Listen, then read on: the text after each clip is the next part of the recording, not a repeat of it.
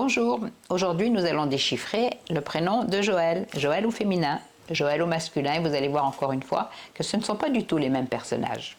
Joël au féminin, c'est un personnage plutôt réservé, secrète, plutôt intellectuel et réfléchi, qu'elle est dans son fort intérieur, ce qu'on appelle donc le moi intime, assez sage.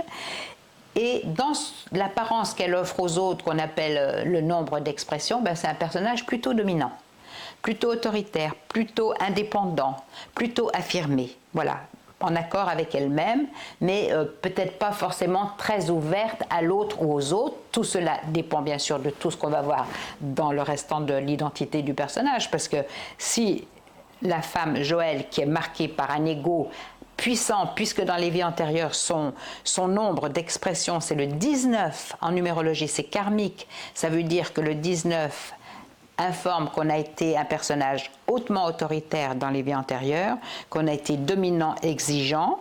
Eh bien, dans cette vie-là, il faut apprendre un peu plus la tolérance et la patience. On l'a dit, ce nombre-là, il nous met toujours en rapport avec un père absent qui va nous obliger à restructurer un ego respectable, ou dominant qui va nous obliger à écraser notre ego qui nous a fait croire qu'on était des personnages supérieurs dans les vies antérieures. Donc c'est un personnage plutôt masculin, on va dire, Joël au féminin, et l'objectif de Joël, c'est la communication. Toujours qui vient d'un 12, on le répète, le 3 qui vient d'un 12, c'est la communication, la parole, l'échange, le dialogue et le partage des idées. Mais qui vient d'un 12, pour Joël, ça implique aussi qu'il y aura des efforts, que ça ne se fera pas facilement. Donc si j'avais une information à donner aux Joël, je leur dirais, écoutez, sortez un petit peu de votre introversion, modelez un petit peu votre ego, apprenez à vous aimer, à vous respecter, à tenir votre place, et puis apprenez l'échange et la communication respectable de la différence d'autrui.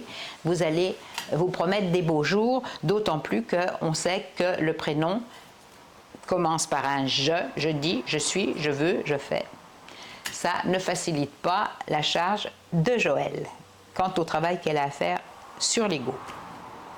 Quant à Joël au masculin, eh bien figurez-vous que lui, il est beaucoup plus féminin que Joël au féminin. C'est un personnage carré, structuré, dans son fort intérieur, dans son moi intime, il est purement 4, carré, structuré, c'est plutôt un bâtisseur, un constructeur, mais s'il offre aux autres une personnalité dans son nombre d'expressions très intelligente, très intuitive, on le sait, toujours un petit peu critique et méprisant, mais quelque part adaptable à l'autre qui a aussi besoin d'être l'autre. Le 2, il aime l'autre, il en a besoin, et à partir du moment où il le trouve, il est dans l'harmonie ou le conflit, bien sûr, le 2 c'est l'harmonie ou le conflit. Eh bien Joël, qui est plutôt un homme de terrain, plutôt un terrien, structuré par le 4, il est en quête de savoir, il a besoin d'apprendre, il a besoin de découvrir, il est en quête de spiritualité et de recherche intellectuelle.